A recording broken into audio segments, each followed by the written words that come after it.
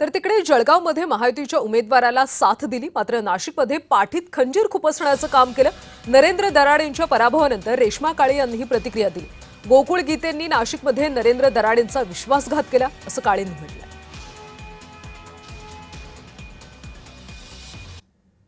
या ठिकाणी महायुतीचे जे उमेदवार आहे नंदकिशोर महाजन यांना तुम्ही पाठिंबा जाहीर केला होता। उपमुख्यमंत्री एकनाथ शिंदे यांची भेट घेतली होती, मात्र नाशिकामध्ये उलट चित्र घडलेलं आहे। कुठेतरी नरेंद्र दराडे जे आपले शिवसेनेचे महायुतीचे उमेदवार आहेत त्यांचा पराभव या ठिकाणी झालेला आहे आणि गोकुळ गीते विजयी झालेला आहे। काय सांगाल?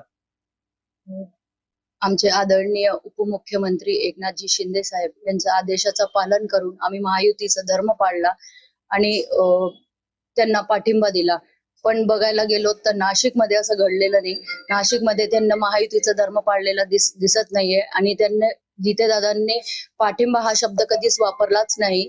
त्यांना नक्कीच फक्त मी माझा प्रचार थांबवतो हा शब्द वापरलेला गेला होता, तर त्यांनी तिकडे बंडखोरी केली आहे असं चित्र दिसत आहे। तशी नाराजगी इथे पण दिसायला आधी भेटलेली होती।